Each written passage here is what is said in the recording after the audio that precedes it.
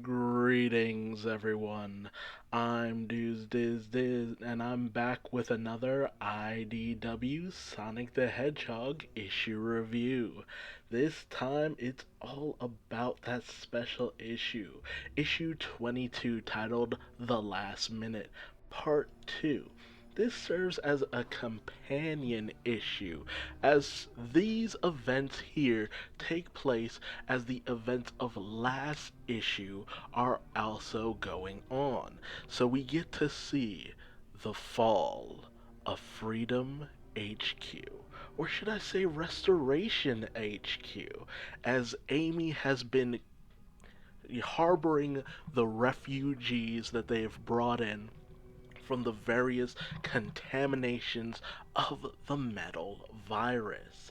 And this will be a desperate escape from the oncoming plague. But let's get into it.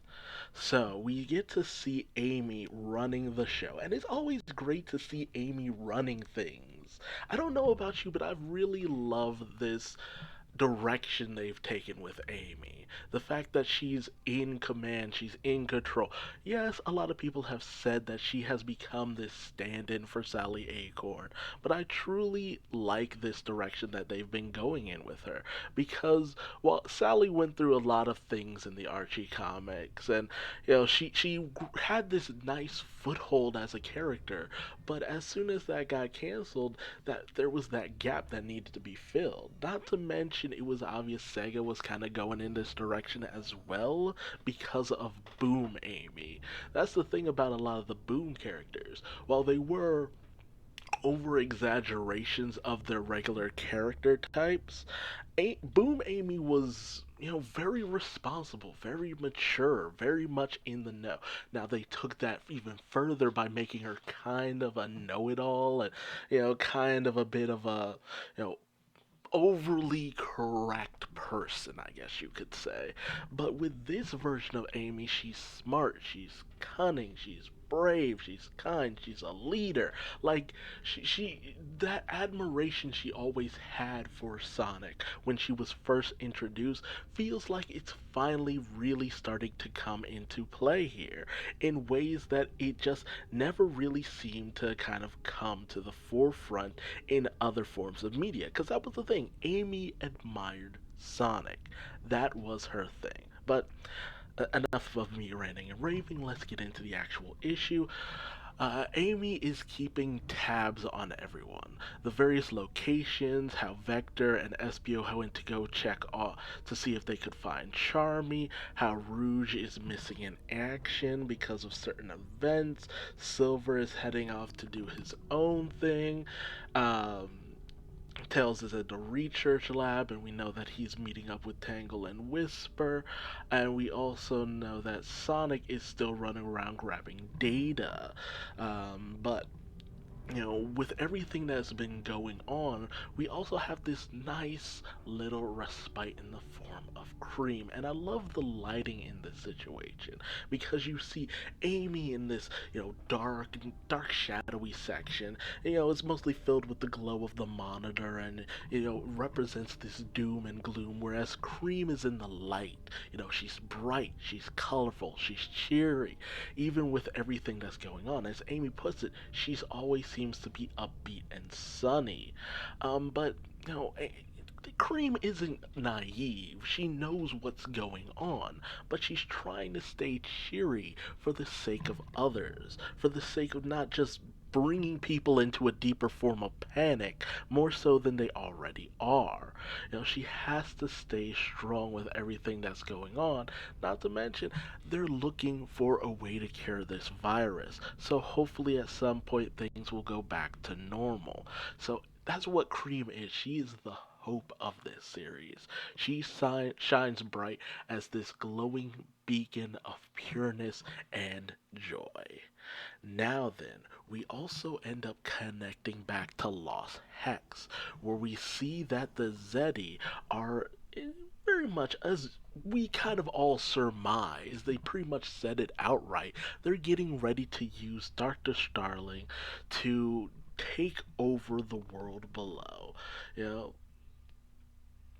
they want to use this crisis that Eggman is in order to just completely take over. So, nice little bit of foreshadowing there. But with everything that's been going on back at Restoration HQ, it's getting crowded. Too many people, too many refugees. It is pandemonium. And people are starting to get a little bit rough and violent. Even more so when the Chaotix come in with a zombified Charmy Bee.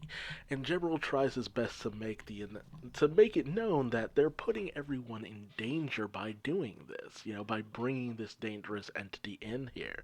But you know, the Vector and Espia would never leave their friend to just be roaming out. Honestly, I'm kind of questioning how they even managed to catch him like this, but they say, don't worry, he's in a containment bubble. We just want to potentially use him as a test subject in order to possibly get things back to normal. At least that's what I felt and surmise. And so Cream talks General down. General has really been the hard case in terms of this series. Just no nonsense, no nothing. Honestly, I'm kind of missing the way he was portrayed in the second version of the Archie comics, which was based off of Shard the Metal Sonic, but I digress. It's just, he had so much personality, and I miss that. But we end up seeing with a bit of the refugees that one amongst them had actually been infected, and he had boarded not wanting to be alone during the events of everything that had been happening.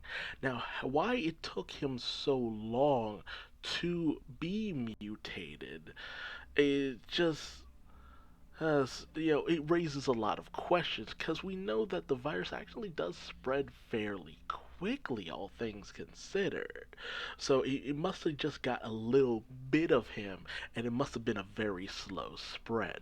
But he becomes ground zero for the panic and pandemonium that goes on from there as everyone starts scattering, panicking, running for their lives. And it gets so bad to the point where Vector gets knocked over, Charmy gets released, more zombots start filling the place, you know, alarms start blaring, and General who is tangling with the zombot monkey ends up busting right into the head office where Amy is, and Amy has to help fight this thing off. But Amy then tells General, get everyone to safety. We need to get out of here. I'll find Cream, I'll protect her. You help get as many uninfected out as possible.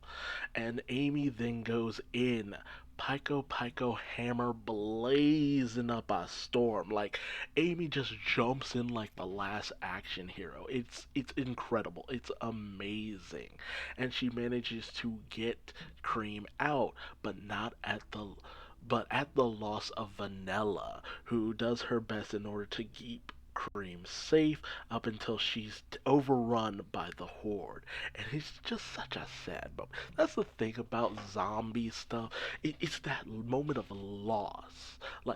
There's so much drama you can build from it. That's why it makes for very easy stories. Just that dramatic moments where you lose a loved one and person has to struggle with it. It's very compelling. That's why it's done so much. And General does his best in order to scan everybody for infections and anything that might have happened. But they only have one bus left. They only have one pilot. There's nothing much they can really do in here because they managed to seal the doors, but there's only a few who even managed to get out of there.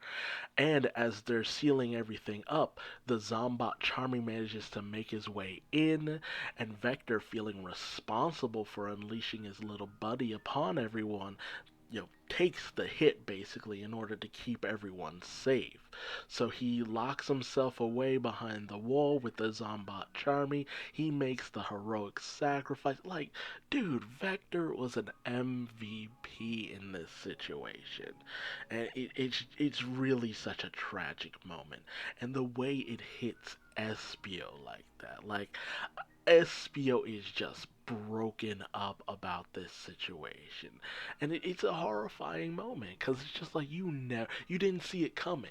You never would have seen it coming. But that's the thing about this storyline. As I've said before, Ian Flynn himself has gone on record to say that, hey, I'm surprised that Sega approved this, approved the stuff I was able to do and get away with. His words. It, don't take my word for it. He's has his own YouTube channel. Check it out, the Bumble King comic, the Bumblecast. He goes over all the behind the scenes stuff, but it's always so fascinating to see stuff like this go down and just how interesting a turn Ian can take with the story. But that's where we end up picking up during the end of last issue, with Tangle and Whisper managing to get all these evacuees to safety. Tails loses the lab, loses the samples, loses the tornado. Like, Tails is crushed in this moment, and it only gets worse when he is informed that Restoration HQ has fallen. With everything that has happened, Tails was with the hope that some of his data might have been sent to Restoration HQ, because there was still things he could have done, but with everything that's gone on, there's nothing but Sonic and the data that he has on his person at the moment. That's it. That's the last hope for potentially finding a cure. Unfortunately, Tangle then receives a transmission from Jewel. Something is happening back home. And that's where our issue ends off. My goodness, what a crushing moment. Just because of the fact that, you know, with everything that's gone on with Cream, with the loss of, Cheese and Chocola Chow, who are two of her best friends, it was a crushing moment for her. But to lose her mother too, salt on the wound. It was just such a heartbreaking moment. But again, that's kind of what I loved about it. It made me feel things.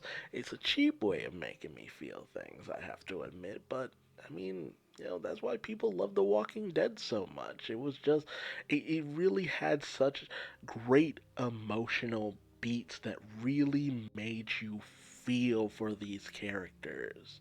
And everybody's kind of interested in seeing what your favorite character would do and how things would go in a zombie situation where they start getting picked off one by one. That's why there's so many fanfics about stuff like that. But a great issue, another emotional issue from Ian Flynn and his team.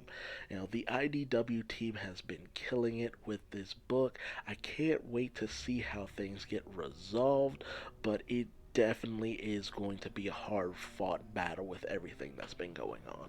But tell me your thoughts, feelings, and comments in the comment section below. What did you think about this issue? What did you think about the loss of Vector? Vanilla, a very bad time for the V's up in this thing, and one very scared monkey. It's all out pandemonium, and we just keep losing more and more to this deadly virus. Which the ultimate irony with the whole Corona thing going on is just like, woof! What a time for a book like this to be released. Ain't that just something? But again, thoughts, feelings, theories in the comment section below. How did you feel about this issue? Did you like it? Did you hate it? And if you liked this video, leave me a like. If you didn't, feel free to leave me a dislike. If you want to see more videos from me, feel free to subscribe and I guess hit the bell icon. I don't know. I don't know how that thing works. And if Until next time, I'm Duuz-Diz-Din, and I'll be sure to continue to bring you more Sonic IDW issue reviews. Till then, bye bye.